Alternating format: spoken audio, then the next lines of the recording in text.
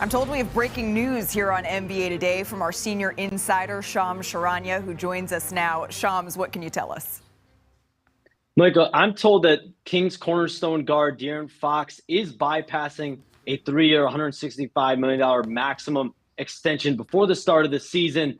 For Fox and his rep, Rich Paul at Clutch Sports, this is essentially a business contractual decision. When you think about next summer, he will be eligible for a 4-year, $229 million max contract, or another massive number, 5-year, $345 million max if Fox makes the All-NBA team this year. This is not a reflection on how Fox feels about the organization. I'm told he has been very engaged with Kings officials, with the team. When you think about all the key decisions that this organization has made over the last several years, including that acquisition of DeMar DeRozan this offseason, and that Kings front office, their ownership, Vivek Ranadive, they continue to strengthen that relationship with De'Aaron Fox, but he is bypassing this extension for a much larger one potentially down the line. Of course, as we're showing here, he's coming off a season where he averaged a career high in points per game, Shams, so he is betting on himself. Thank you so very much. I do want to turn now to a developing story out of Chicago. This is huge. You reported this morning Lonzo Ball slated to make his return after being sidelined for essentially 2 years. Can you take us inside that decision? Malika, no player in NBA history has ever successfully come back from a cartilage transplant surgery like Lonzo Ball is attempting to do now. He has undergone 3 separate surgeries on his knee since January 2022. He has not played since mid-January 2022. But yes, he is slated to make his return, his debut on Wednesday against the Timberwolves. He's also planning to play on Friday against the Cavaliers at home. I'm told the Bulls are going to be bringing him along very slowly in his return process. But this is a massive return for the league and also for Lonzo Ball. This Bulls team was 27-13 with him in the lineup that season, the last season he played basketball with the Bulls. Yeah, I mean, this is also just, Shams, an incredible story of perseverance. We've heard at times Lonzo Ball say over the last couple of years he is going to return to basketball. So to see this come to fruition is something that I think all basketball fans can get behind. I do want to turn to some other injury news, this one out of the Eastern Conference. Joel Embiid pulled out the remainder of the postseason as he continues to manage that knee. What is Embiid and the Sixers' mindset for the preseason, going into the regular season? What we're seeing with Joel Embiid, it's part of the new normal that we're going to see with Joel Embiid. I'm told it's going to include periodic time offs for him during the course of the season. It's going to include regular scheduled checkups for Joel Embiid throughout the course of the season. I'm told he is not worried. He is not concerned about any accolades this season. He's not concerned about the 65-game limit for the All-NBA team or MVP.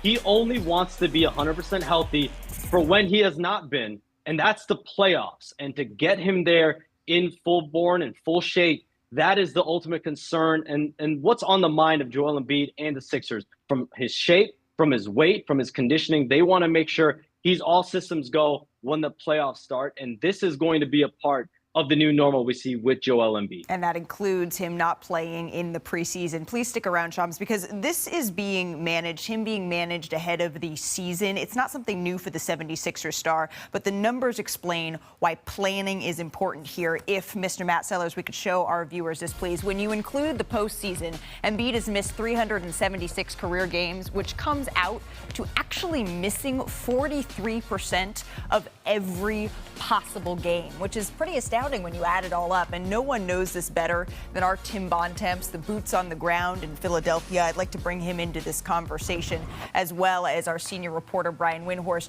But Tim, you talked to Embiid, and he told you that, quote, he would probably never play back-to-backs the rest of his career. So can you just explain how he came to that specific decision? Well, Malika, as Shams said, this is the new normal for the Sixers and Joel Embiid, as they are solely focused on trying to get him through the season healthy, get him to April, May, and June, to be able to be on the court full go in the playoffs, which he has repeatedly said throughout his career is the one thing he would like to do. And to get there, they're going to do a lot of different things. As you mentioned, they're not going to have him play in hardly any back-to-backs. He obviously has always got a bit of a tongue-in-cheek when he's talking about anything, and he did tell me that if they're, say, playing the Celtics and Knicks in back-to-back games, he's going to want to be out there. But this is entirely about being smart with both he and Paul George to get them to the end of the road, get them to the playoffs healthy, and be ready to go. Embiid's going to continue to wear a brace on that left knee as anybody who's ever watched him has seen, if he's got either a face mask or a brace on, he's constantly messing with it, trying to take it off. He said he's resigned himself to the fact he's going to have to wear that brace. He said it might not look quite as pretty as it has before, but it's going to be just as effective. And as Shams also mentioned, he's specifically looking at Tim Duncan and the weight he dropped in the second half of his career as somebody to model himself after as he tries to take pressure off of his knees and have him be able to be the dominant player he's been through his 20s into his early to mid 30s. And that's why he's already dropped 25 to 30 pounds. And Embiid has told me he hopes to lose more. And this is all geared towards him being on a plan much like the one Kawhi Leonard was on in 2018-19 with the Toronto Raptors. Obviously, he played 60 games that year, didn't play a single back-to-back, was then available to play all 24 playoff games, played 40 minutes a game, led Toronto to a title. And Malik, if the Sixers can do that with Nick Nurse coaching, with Joel Embiid playing this year, things are going to look awfully good for the 76ers. Right. Nick Nurse did that, of course, with Kawhi Leonard, and then Nick Nurse is attempting to do this now with Joel Embiid. And I was in Philadelphia for 76ers Media Day, and the word that Joel kept using with me is he kind of wants to spread the wealth a little bit. He wants to delegate, is what he said. He believes he has a team around him now, or he can look at some of these other guys and get through the regular season without him necessarily having to play every single one.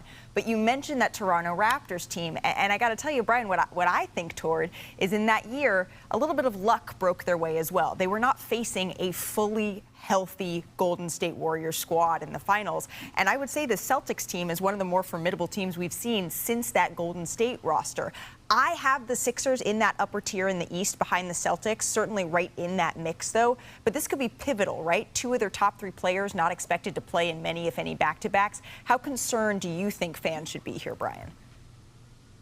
Yeah, I think they're doing the right thing because one of the most important things over the entire Eastern Conference this year is how is Joel Embiid feeling April 15th? You're going to hear myself and Bontemps and other people say that throughout the season. That's great. He's won 7 straight games and he's averaging 30 and 15. How is he going to feel on April 15th? So they're trying to protect themselves. Andre Drummond, this is not something you would normally hear. Andre Drummond heard from Joel Embiid. Andre Drummond is sort of a backup player, but he was actively recruited by Joel Embiid because Embiid knew this is the way he was going. They needed a guy who they wouldn't have a problem starting 20 or 30 or maybe even 40 games as his backup. But Philly is going to deploy some lineups this year that are not going to be that strong. And they're going to potentially have some back-to-backs where they're going to have to pick and choose. In fact, they've got a back-to-back in the second week of November where one game is an NBA Cup game and the other game is a game against the Cavs, a team they could face in the playoffs. I'm sure they're going to have to prioritize the NBA Cup game. So they're going to have some decisions like that, but ultimately they've got to play the long game here. They feel like they've built a roster to play the long game. And the one thing I would take away from this, if you're a fantasy team owner, maybe get Tyrese Maxey. Because on those nights when Paul George and Joel Embiid are sitting, it's going to be go time for their star point guard. Right, you're going to be taking it to the max. It's going to be the Maxey show. But I can believe one thing, Brian, you can believe another. Shams, ultimately, it's the Sixers' belief that matters. What gives them the belief that this is the best path forward?